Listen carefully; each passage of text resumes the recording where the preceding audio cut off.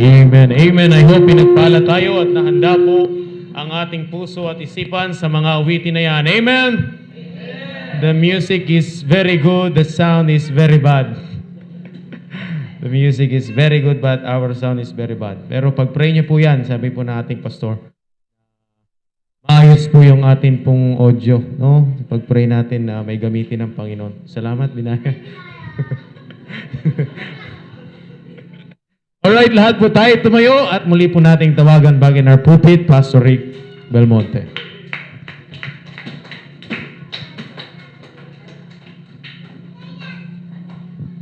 Amen.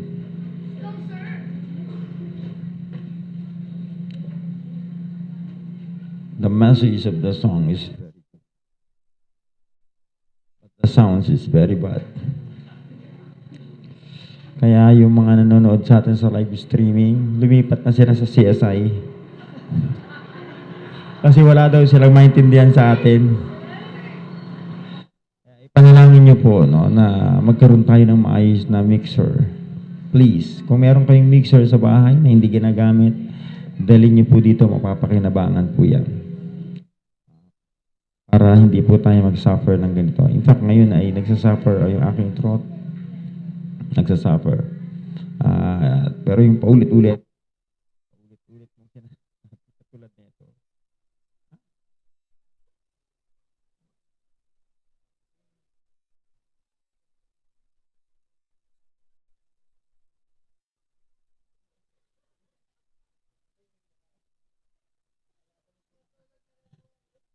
Ang hirap naman ang ganito talaga. Alright. Unawaan nyo na lamang po sa buka ng aking bibig, okay? At kayo din po dyan nasa live streaming. Hayaan nyo pagka nawala yung sound.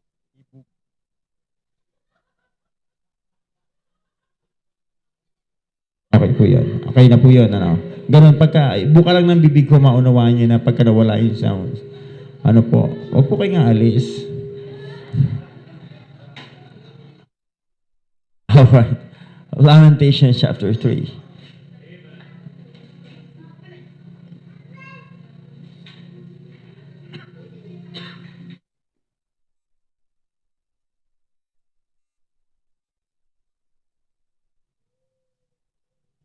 All right. Are you there? The Bible says in verse 21, this I recall to my mind, therefore have I hope. I remember. That's why I have hope. Meron na akong pag-asa. It is the Lord's mercies that we are not consumed, because His compassions fail not. That they are new every morning. Great is thy faithfulness. Pakano mo dito sa verse 32, sabi niya, but though He caused grief, yet will He have compassion according to the multitude of His mercies. Wow. According to God's multitudes of mercies. Kaya meron siyang great compassion. Amen?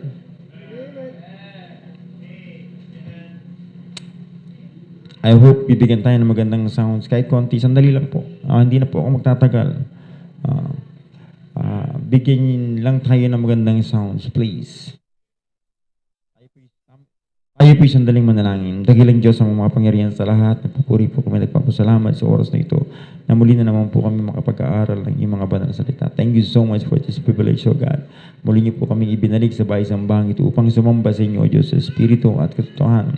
At upang muli makatanggap po kami ng pagpapala mula sa inyong mga banal na salita. O Diyos, pangunahan mo po kami sa aming pag-aaral sa hapong ito. Kayo po ang magsalita sa kalagitnaan po namin at abutin mo po ang pangangailangan ng bawat isa po sa amin. God, please, pangunahan mo po ang bawat isa. At tigil ang lingkod. Gamitin mo lamang po ang aking bibig at kayo po ang magsalita sa kalagitnaan po namin. Alam mo po ang aking puso pang Diyos, my desire. Please, make me a blessing to your people. At higit sa aming mga kapatiran na nasa kanilang tahanan, o may mga bisita mo pa ng Diyos, O God, abutin mo po ang pangangailangan ng bawat isa. At salamat po, ibinabalik po namin ang buong kapurihan, ang kaluwalhatian po sa inyo. At kung may nakikita mo po bahid ng kasalanan sa aming puso't isipan, ay patawarin mo po kami, O Diyos. Ito po ay aming isamot dalangin sa pangalan ni Jesus. Amen. Please be seated.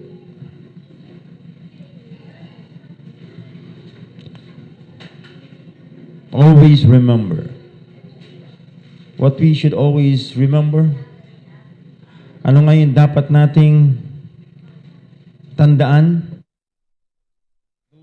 The Lord's mercy or mercies.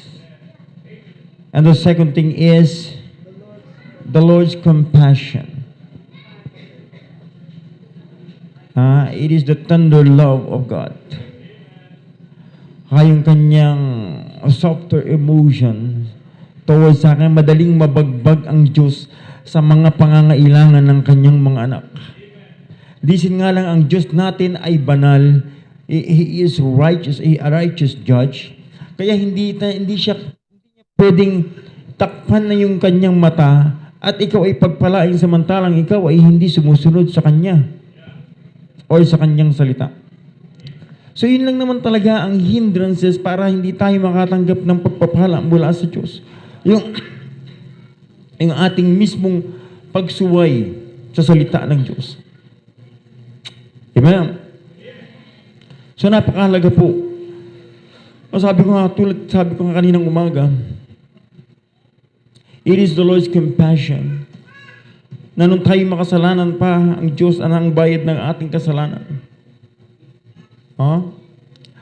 At nung nakita niyo yung pangangailangan ng multitudes, na bagbag ang damdamin ng Diyos at hindi niya pinauwi na hindi nakakain yung multitudes. Kaya alam niya yung pangangailangan natin, hindi niya hayaang magutom ang kanyang mga anak. Sabi ni David, ngayon, ako ay matanda na, pero buhat ng aking pagkabata, wala akong nakitang mga anak ng Diyos, mga tao ng Diyos na malimus ng tinapay. Pinagpapala ng Diyos yung kanyang mga anak. Gusto lang ng Diyos na tayo ay matuto. Kung meron mang minsan pagkukulang, meron lang itinuturo sa atin ng Panginoon. Amen.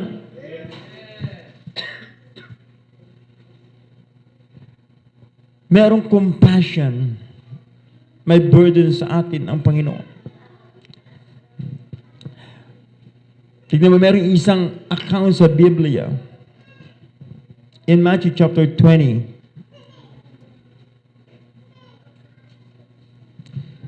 in verse 34,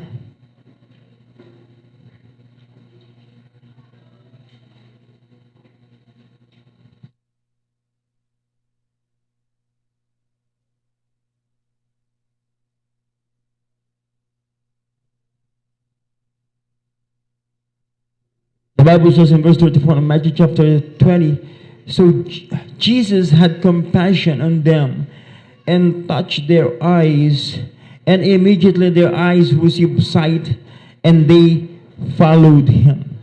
Nakita niyo ba kung anong klaseng miracle itong ginawa ng Panginoon? And even the blind men ay nagkaroon ng compassion ng Diyos at ibinigyan niya ng paningin.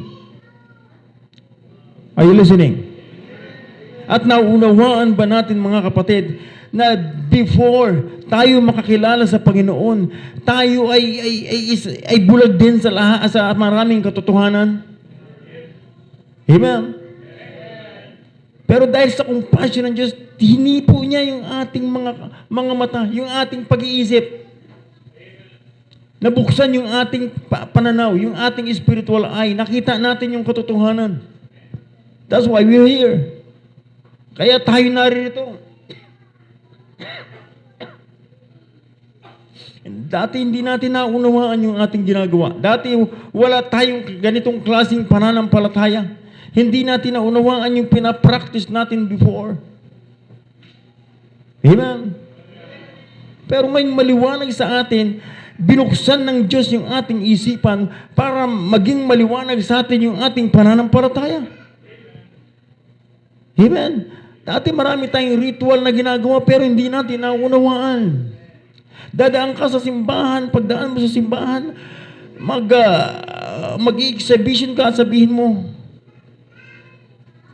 pag tinanong ka, ano yung ginawa mo, hindi mo rin naman naintindihan. Hindi mo naintindihan na pagka gumanon ka sa tapat ng simbahan, isipin ko lang ipapasok dito, kumilos para makakain. Hindi mo alam yun. Di ba? Pero ginagawa natin. Pero nung binuksan ng Diyos yung ating isipan, nakita natin yung katotohanan. Amen.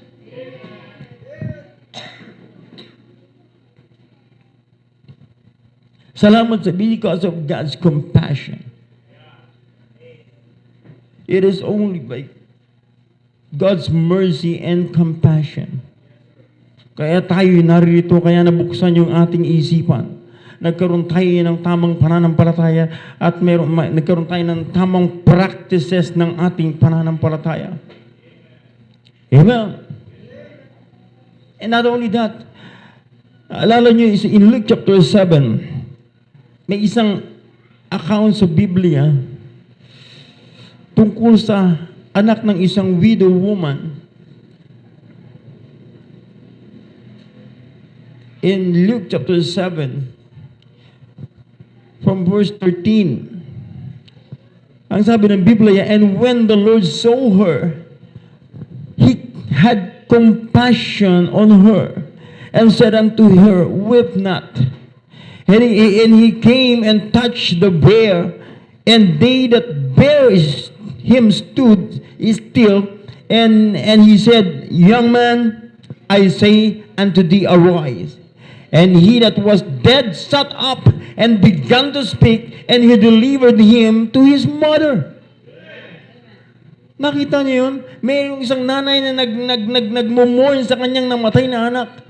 But because of the Lord's compassion, binuhay niya itong patay.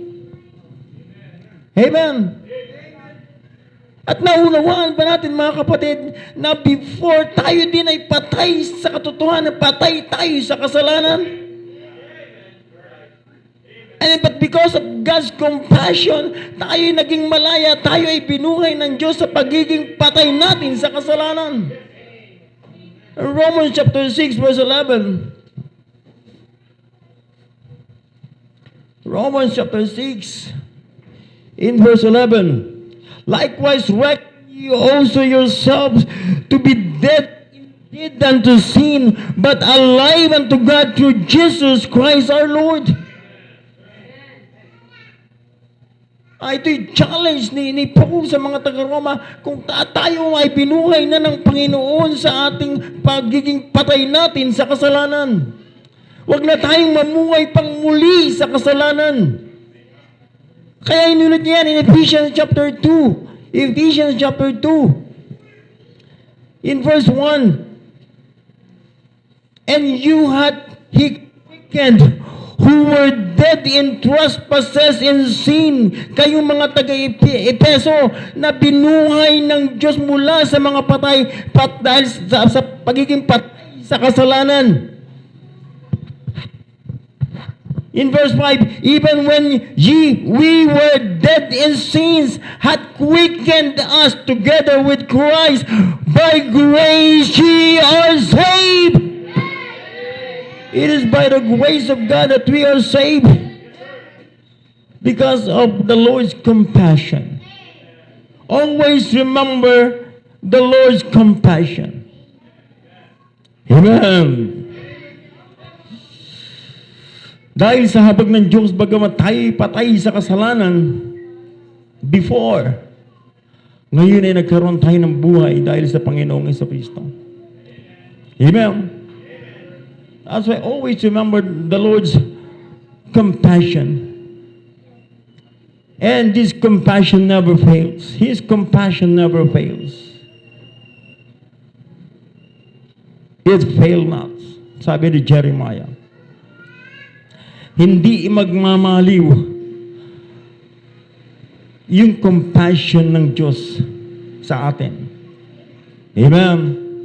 Kaya anumang problemang kinakaharap natin ngayon, problema mo man yan sa pamilya, problema sa asawa, problema sa anak, problema sa kanino man, wag nating kalimutan na ang Diyos ay may habag sa atin. Amen. May problema ka man sa kalusugan, may problema ka man sa pera, may problema sa pangangailangan, alam ng Diyos at ang Diyos ay may habag sa atin. His compassion fail not. Amen. Sa biyaya ng Panginoon, because of God's mercies and compassion, nung tayo naligtas, hindi na tayo pupunta sa impyerno. Yan ay ihabag ng Diyos sa atin. Hindi na tayo tatanggap ng kaparusahan sa impyerno. At buhat nung naligtas tayo at hindi na tayo tatanggap ng kaparusahan sa impyerno because of God's mercies and compassion, ngayon ay binigyan tayo ng bagong buhay at unti-unti, araw-araw, from glory to glory, He is changing me. Nagbabago yung ating buhay araw-araw. Salamat sa Panginoon. Wala na tayong ABS-CBN ngayon, fathers. Amen. Malayo na tayo sa kasalanan. Nauna pa tayong magsara sa ABS-CBN studio. Nasarahan na yung kasalanan sa atin. Pero yung iba, buhay pa sa inyo yung GMA. Alam niyo yung GMA? Christians, listen. Alam mo yung GMA? Ha? Gala muna ako. Yun ang natira sa inyo, mga anak. Gumagala kayo pero hindi kayo nagpapaalam sa inyong mga magulang. Hindi alam ng magulang nyo kung nasaan kayo. GMA, gala muna ako. Pero hindi ka naman nagpaalam. Pero buti yung anak na yan, pagkat gumala at hindi nagpaalam, pag uwi, palo, sige, palo, pwede mong paluin. Paano kung yung misis ang gumala na hindi magpaalam? Mapapalo mo kaya, mister?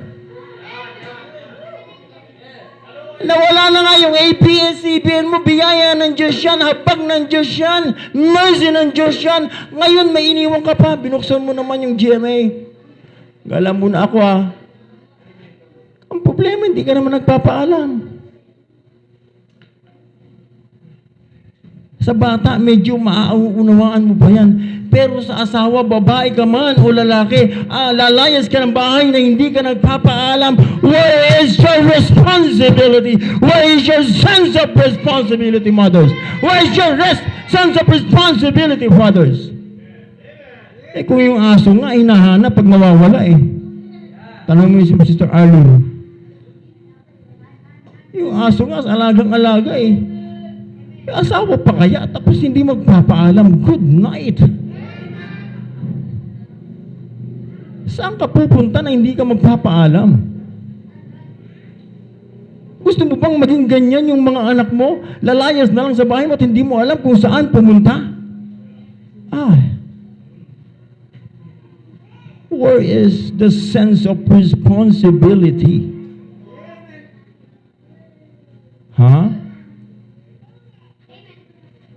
Kapatid, sarahan mo na rin yung GMA na yan.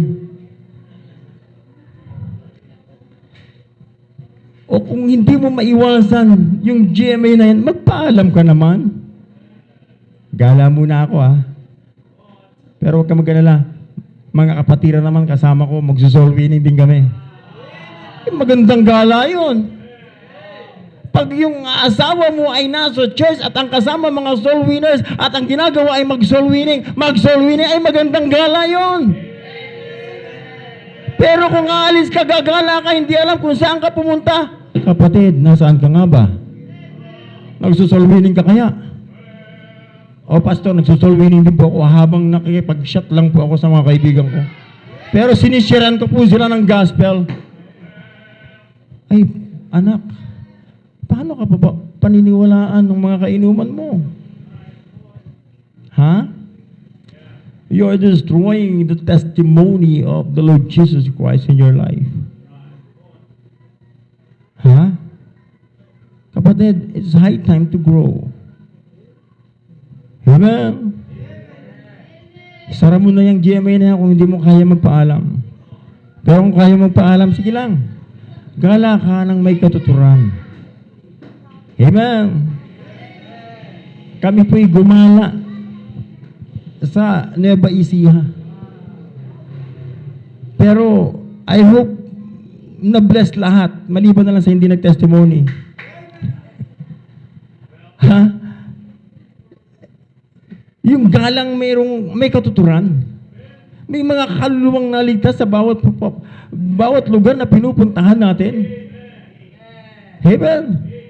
Na-enjoy na natin through sightseeing yung creation ng Diyos.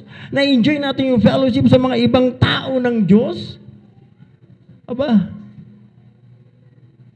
mas masaya yun. Bawat lugar na puntahan mo ay may maliligtas.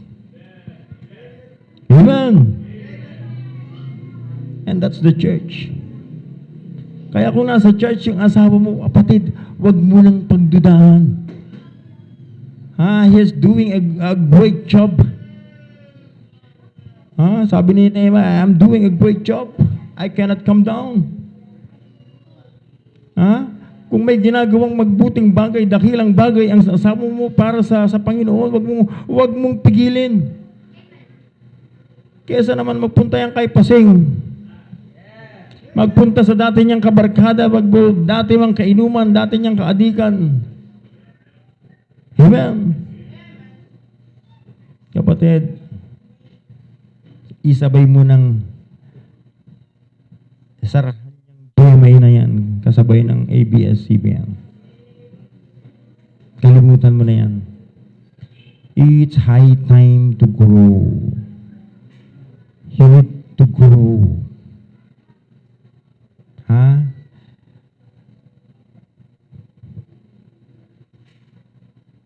Kung anong gusto nating, saan natin gustong dalhin yung ating mga anak, doon lang tayo pumunta.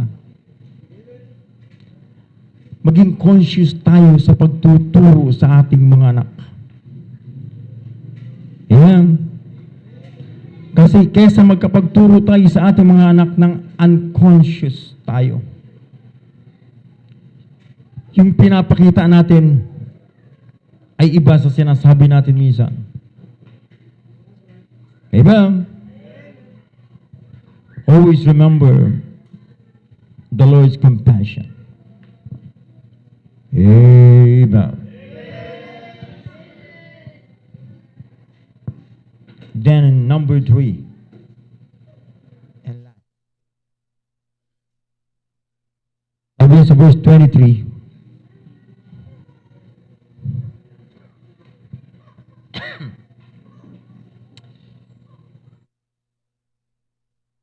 Verse 23, it is the Lord's mercies that we are not consumed, because His compassions fail not. Because of the Lord's mercies and the Lord's compassion, and it's never fail. They are new every morning.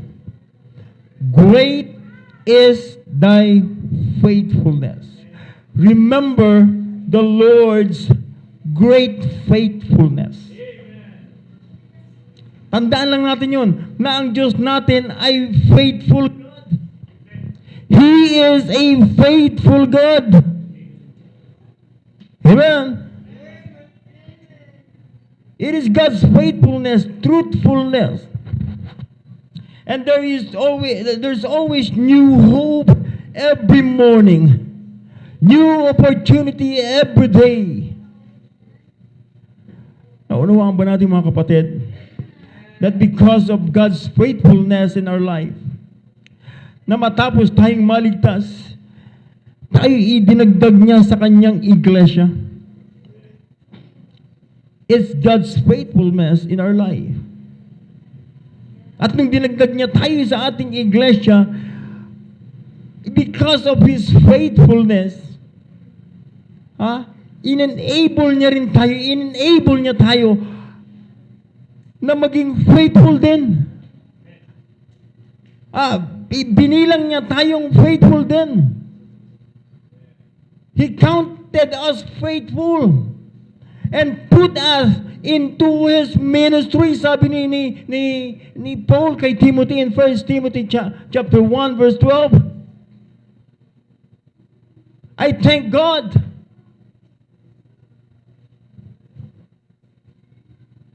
Sabi ni Paul, salamat sa Panginoon. He counted me faithful, putting me into the ministry.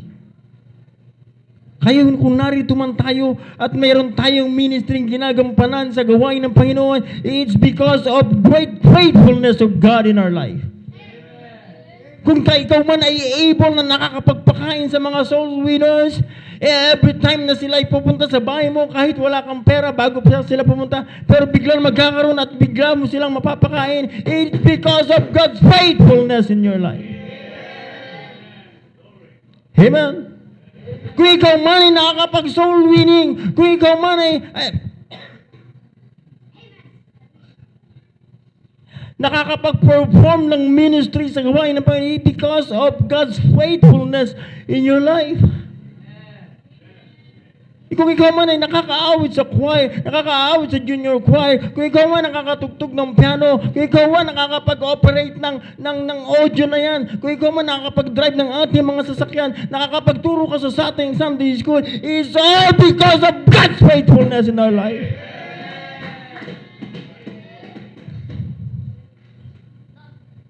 In-enable niya.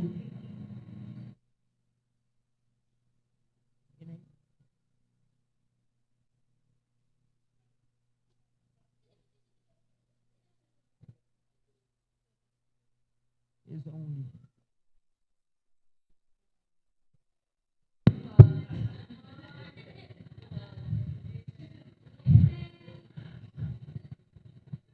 parang kahit amen, hindi niya naunawaan eh.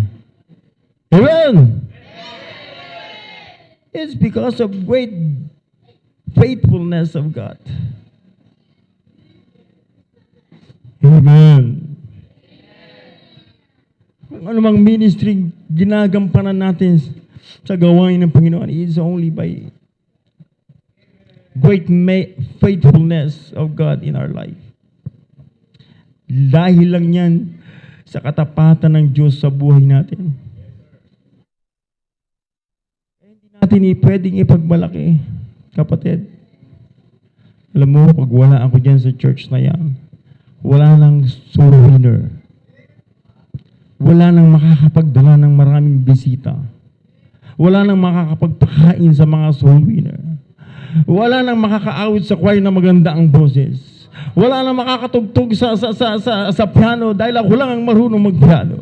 Wala nang makakatugtog ng gitara dahil ako lang ang marunong. Wala nang magaling magturo sa Bible sa Sunday school. Kapatid, hindi po tayo pwedeng magmapuri. Ha? Kahit ako pa yung preacher, ito talagang preacher o pastor man dito, wala akong pwedeng ipagmalaki kasi kahit sino sa atin ay pwedeng alisin ng Diyos anytime. At kahit alisin tayo ng Panginoon sa gawain niya, magpapatuloy pa rin yung gawain ng Panginoon kasi yung gawain ng Panginoon ay kinumisyon niya. Wala tayong pwedeng ipagmalibig. It's only by the faithfulness of God. Of great faithfulness of God in our lives. Dahil lang sa dakilang katapatan ng Diyos sa buhay natin. Kaya wala tayong pwedeng ipagmalaki. Amen. Kapatid, try to think of it. Isipin natin mabuti. Nasaan ba tayo before? Isip lang. Pag ikaw ba ay umalis sa gawain ng Panginoon, meron ka bang pupuntahan na mas maganda pa sa gawain ng Panginoon? Ha?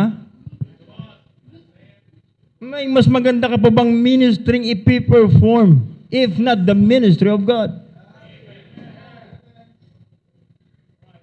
May mas maganda ka bang trabaho kaysa sa trabaho sa gawain ng Panginoon? Tandaan natin, lahat ng ginagawa natin sa ibabaw ng lupang ito ay temporal. Pero yung ginawa lang natin para sa Panginoon, yun lang yung mananatili at yun yung magkakaroon ng bunga. One day makikita natin sa langit.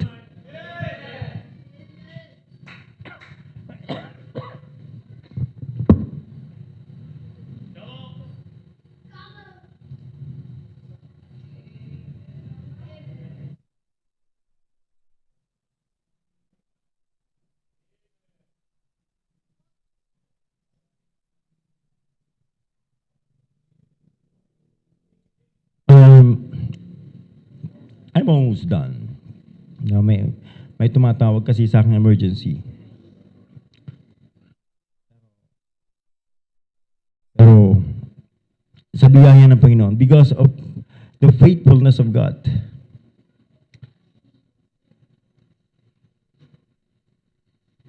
nagpapatuloy ang gawain ng Panginoon. Amen.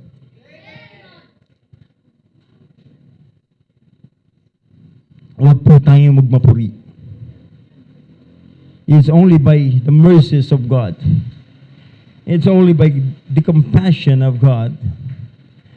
And because of His great faithfulness in our life, kaya tayo nagpapatuloy.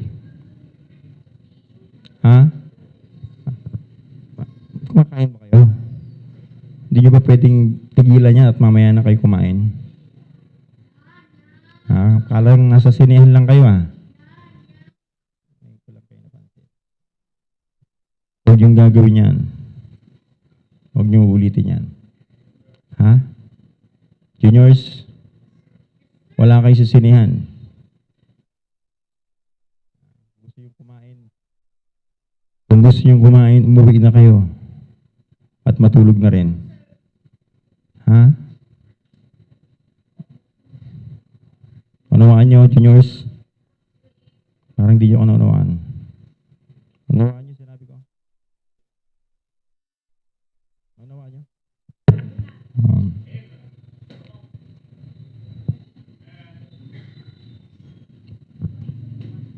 It is the Lord's mercies that we are not consumed. No.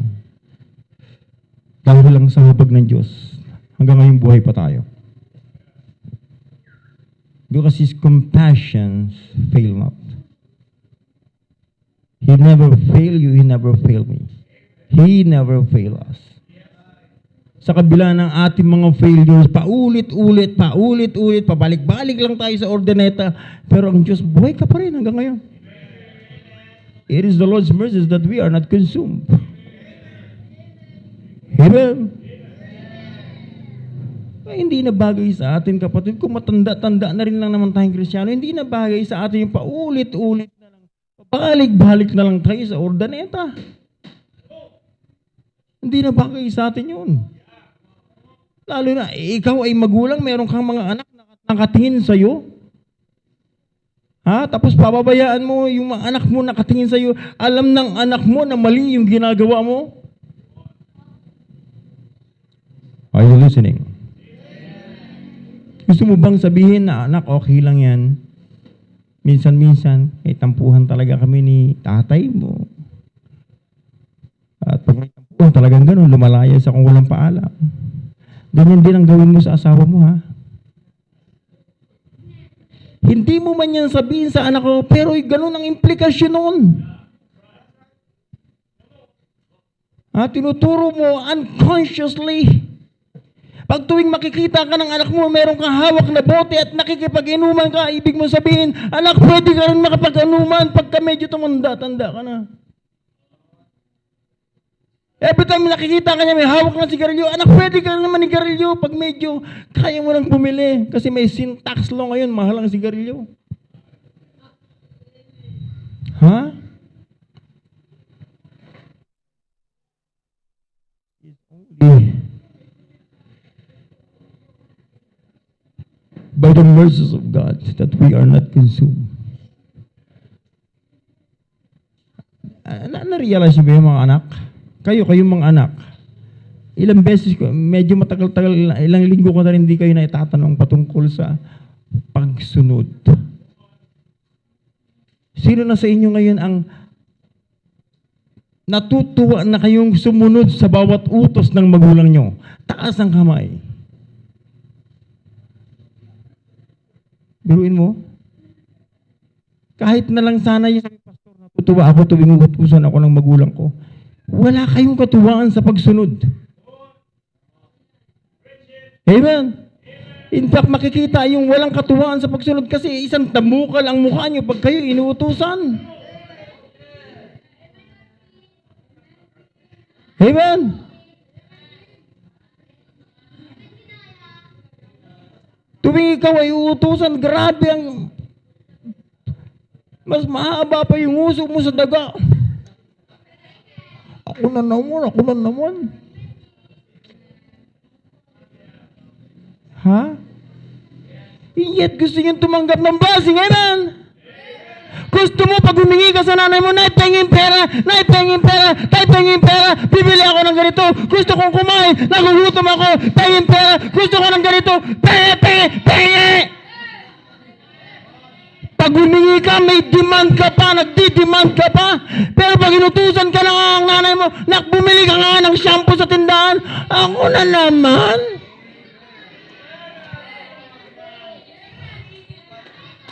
Nanay, tatay, pakisipa lang.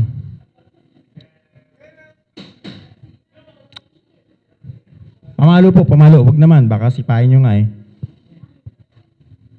Pamalo. Tuwing hindi susunod hanggang masanay silang sumunod sa atin mga magulang.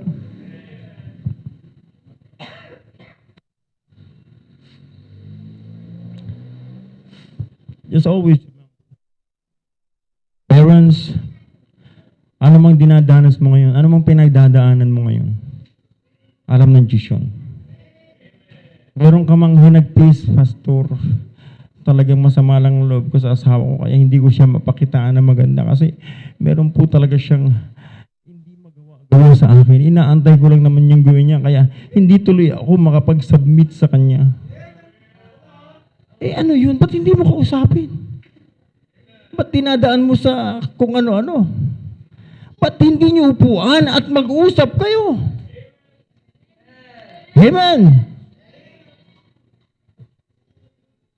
Kesa naman mag-suffer yung inyong mga anak. Makakakita sila ng double standard sa loob ng ating tahanan. Sabi, iba yung sinasabi ng tatay, iba yung ginagawa ni nanay. Iba yung sinasabi ni nanay, iba yung ginagawa ni tatay. Malilito po yung ating mga anak.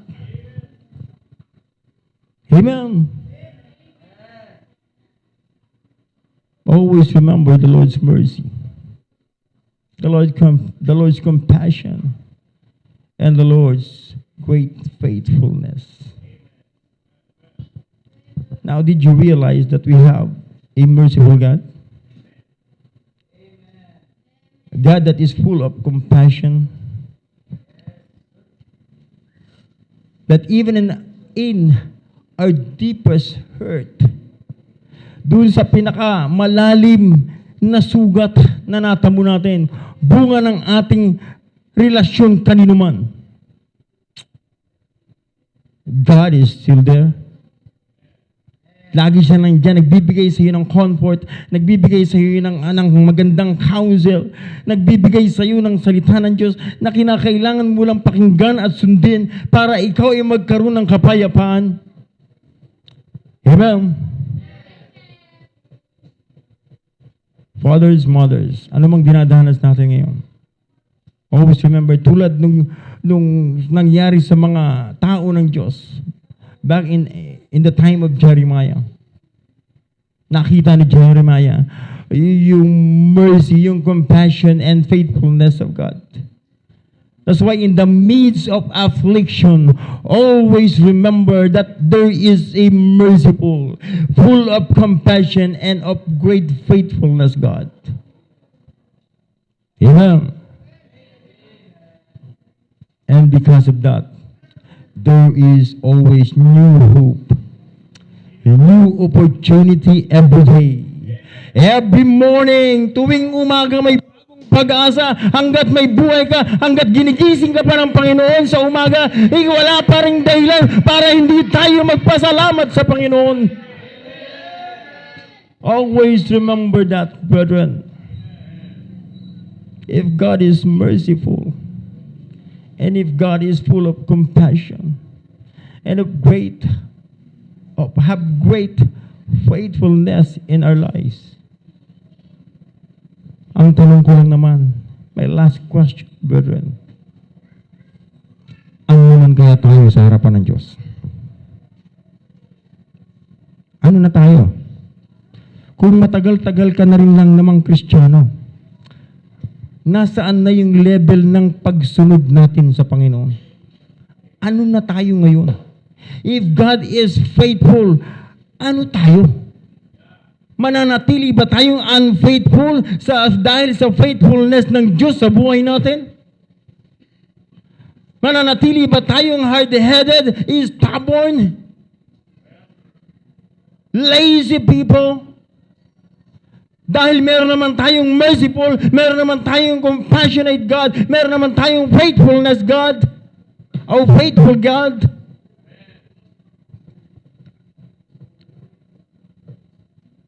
Ano na tayo ngayon? Ikaw lang makakasagot. Kung ano ng level tayo ng ating pananampalataya. Matapos nating malaman na ang Diyos natin, because of God's mercy, tayo inaligtas. Hindi na tayo pupunta sa impyerno. And because of God's faithfulness, God's mercy and compassion, inilagay tayo ng Diyos mula sa pagkalugmok sa ating kasalanan. Tinubos tayo ng Panginoon sa kasalanan at inilagay tayo dito sa buhay at idinagdag tayo sa kanyang iglesia. At ngayon ay pwede tayong gamitin. There is a new opportunity para tayo maggamit sa gawain ng Panginoon. And because of God's faithfulness, tayo nagpapatuloy. Before, parang gusto mo lang huminto. Gusto ko na mag-quit, Pastor. Gusto ko na mag-quit sa Bible school. Gusto ko na mag-quit sa aking ministry. Gusto ko na mag-quit sa aking family. Pero hanggang ngayon, nandito ka pa rin, kapatid. Nasusustain mo pa rin yung pangangailangan ng pamilya mo. It's because of God's faithfulness in our lives. I hope the message is clear. Just always remember, that is our God. The God of the Old Testament people, the God of the Israelites, the God of the apostles, the God of the old-time Christians is the same God we have right now. The same God that we have right now.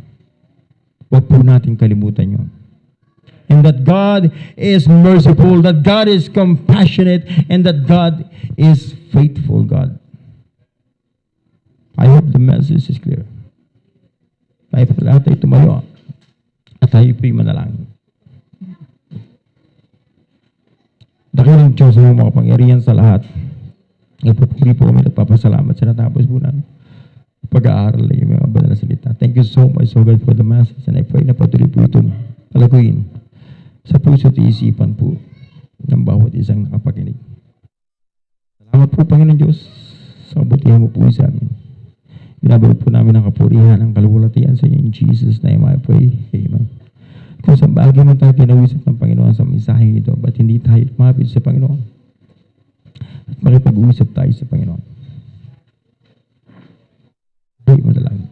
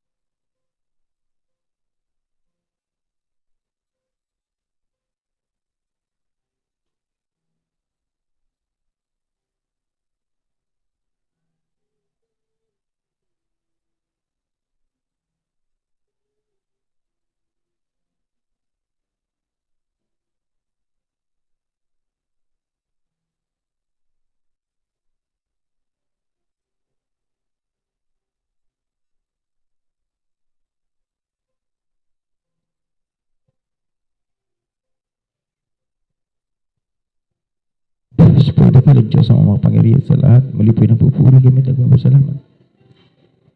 Natapos po namin pag-aaral, pag-ahayag ng mga salita. Thank you so much, so God, for your word. Thank you for the message. At patuloy po ito sa isipan ng bawat isa. Salamat, Panginoon Diyos. Binabalik po namin ang buong kapurihan ng kalulutin. At yung mga anak mong lumapit sa inyo sa gabi nito, alam mo po ang kanilang inilapit. Alam mo po ang pangangailangan. O Diyos, abutin mo po ang pangangailangan ng bawat isa. Diyos, maraming salamat po. Umasa po kami lahat po ng aming tinupo niyo na nga po, Panginoon. Ibinabalik po namin ang buong kapurihan ng kaluwalhatian po sa inyo. At patawad po sa bawat pagkakasala at pagkukulang po namin. Ito po yung aming gusto dalangin sa pangalan ni Jesus. Amen.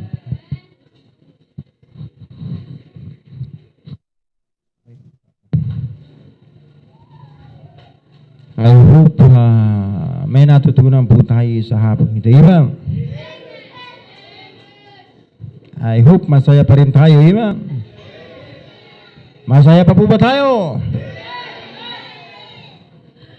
Alright. Ushers, please come habang masaya pa po sila.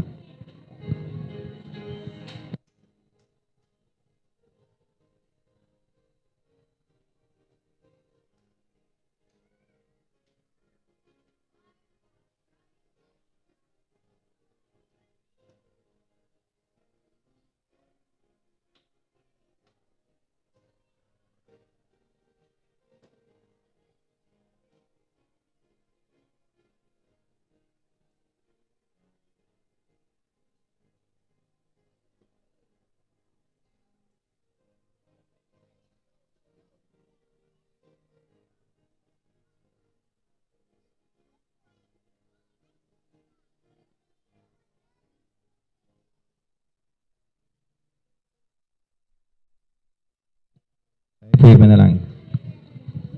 Pray tayo po yung manalangin. Dakilan namin Diyos, Panginoon. Maraming salamat po, Panginoon, sa natapos po namin pananambahan sa Panginoon. Maraming salamat po, Panginoon, sa iyo pong mga salita na aming natanggap. Patuloy po itong palaguin sa aming puso at isipan. Patuloy niyo po itong pagyamanin po, Panginoon, at patuloy niyo pong pagpalain ng minsayero pong ginamit, si Pastor Rick Belmonte po, Panginoon. Patuloy at maayos po na boys, Panginoon. Nadako po kami ngayon sa pagbibigay ng aming tithe offering. Makapagbibigay po, Panginoon, patuloy niyo pong pagpalain at sa hindi naman po makapagbibigay po. Bigyan niyo po, Panginoon, ng pagkakakitaan upang maging bahagi po ng malawak po na simbahan po, Panginoon. Patawad po, Panginoon, sa aming mga pagkukulang. Amen. Amen.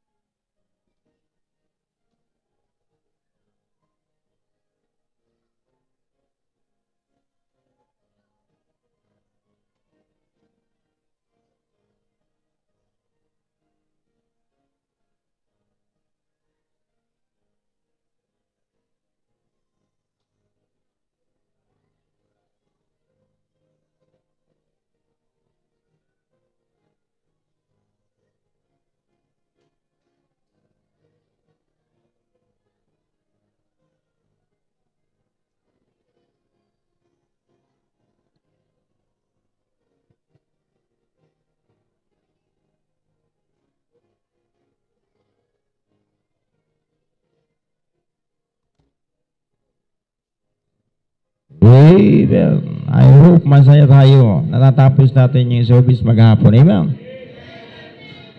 Alright, may bisita tayo dito. After the closing prayer, sa aming mga bisita, kakausapin lang po kayo for less than 5 minutes. Ano po? Before the closing prayer, gusto niyo ba makapakinig ng isang special number?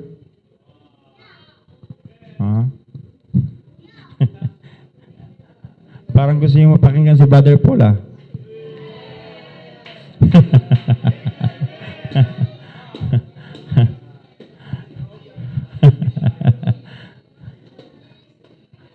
Alright. Tayo po lahat ay after the closing prayer, of course, let's have a fellowship. Matagal-tagal na rin tayong hindi nag-fellowship, yung ibang mga kapatid. Lalo si Brother Anthony, nimiss na namin yan eh. So let's have a fellowship after the closing prayer. Gusto niyo mapakinggan si Brother Anthony? Alright, sa susunod, bigyan ng schedule yan, mga nabanggit ko ng solo. Okay? So tayong lahat ay tumayo at tayong manalangin. Kung gusto niyo, ayaw niyo pang tumayo, sige, isa pang preaching.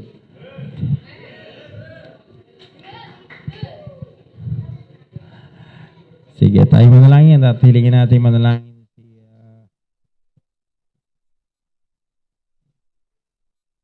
si Brother Paul.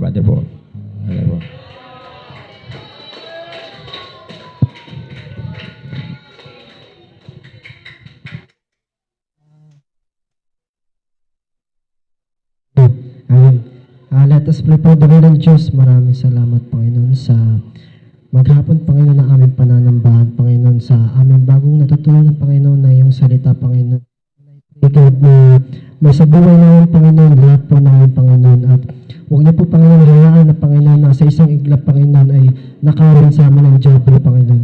Nakawin sa puso namin, Panginoon, at muli magsisimula kami, Panginoon, na wala na naman kami, Panginoon, matibay, Panginoon, na pangahawakan na yung mabuting salita.